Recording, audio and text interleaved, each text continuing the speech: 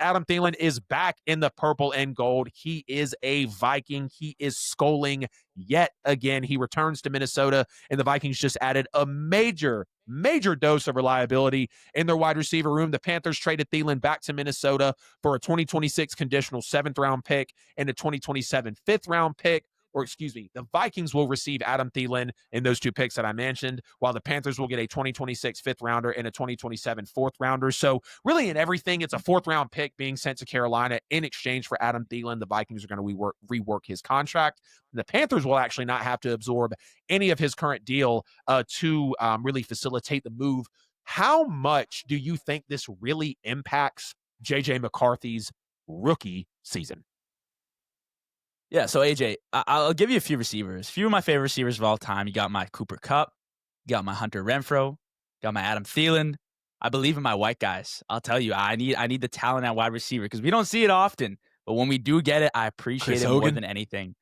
I'm saying Danny Amendola, Lil Edelman.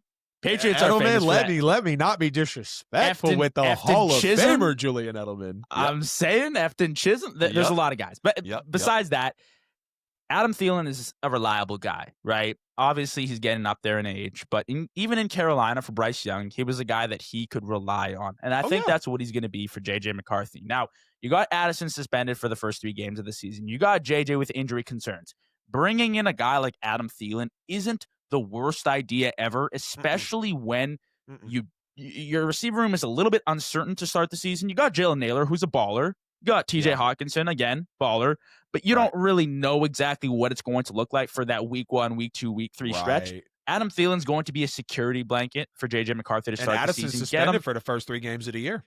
Exactly. So he's going to be a security blanket, get him rolling, get the ball rolling, and then J.J. will come back. And then Addison will come back. And then Thielen might be a 3rd down guy, somebody that they insert here or there whenever J.J. needs a little confidence boost. But I think he's a good guy, especially to have back home. He's hometown legend in Minnesota. And I think it's a good reunion. We've seen that a lot, right? Amari Cooper.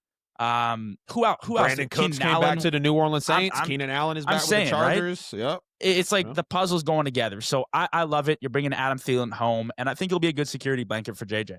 Yeah, 100%. And they definitely needed it. Like Jordan Addison, again, suspended for the first 3 games of the year for violating the substance abuse policy. Justin Jefferson still working from a hammy. Rondale Moore actually is out with a season-ending knee injury. Jalen Naylor kind of dealing with a hand injury. And at the end of the day, right, like the fans absolutely love Adam Thielen. And in my opinion, he was one of the better, if not like the best wide receiver 2 in the NFL. Like he was up there with the Godwins and the Devontae Smiths and you know some of the other just wide receiver 2s out there. Like I firmly believe he was in that conversation before he got traded to Carolina. And even with him being 32, 33, 34 years old, giving Bryce Young that real, you know, like confidence to throw to him, he led them in receptions and yards, 103 catches, 1,014 yards, and 4 touchdowns. He missed 7 games with a hammy last year and was still their top wideout. Sad enough.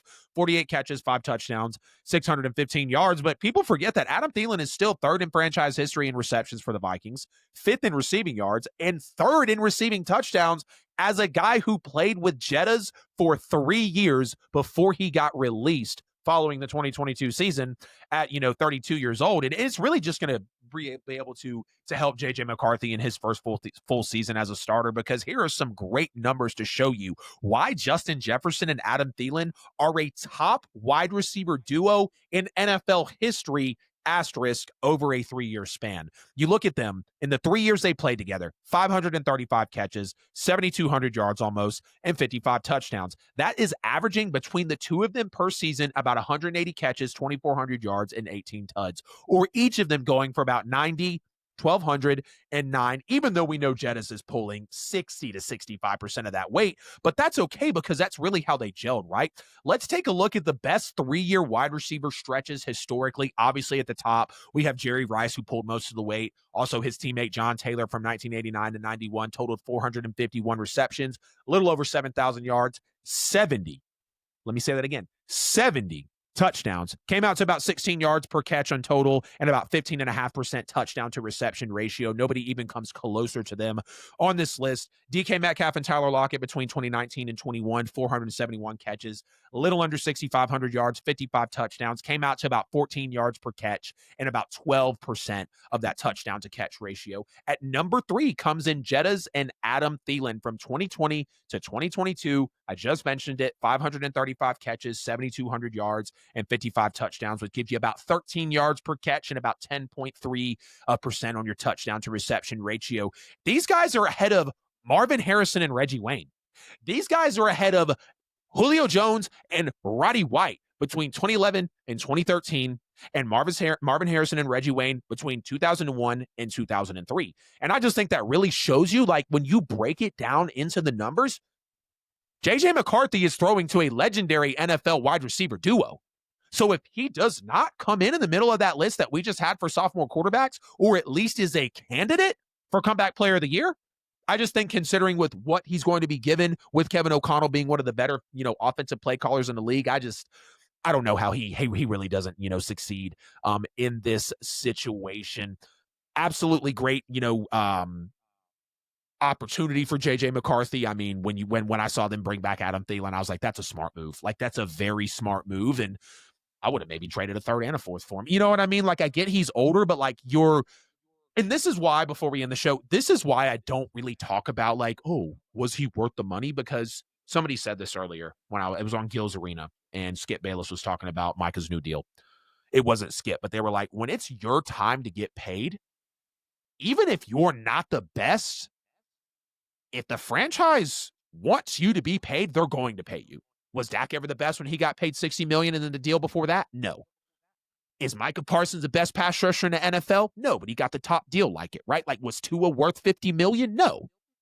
You get what I'm saying? Was Kyler Murray worth that big of a bag at the time? No. But when you play even remotely halfway, 75% of your value, and it's a contract year, I mean, am I wrong, JV? Like, if you were in the position to be paid and the market is the market, you're going to get your bag.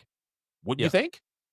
Yeah, no, 100%. I mean, Trevor Lawrence, too, another example of that, right? And I don't even think, like, he played to 75% of his potential or whatever. Maybe that is 100% of his potential. I don't know, because he was called a generational talent, and we still haven't really seen that. But that's besides the point, right? Like, the market, like you said, is the market now, and that's the driving force for a lot of these contracts, not the pure performance, especially from a quarterback standpoint. Like, guys will get paid and paid. And I think there are guys who are kind of resetting that. Baker kind of reset it. Sam Darnold kind of reset it. Yeah.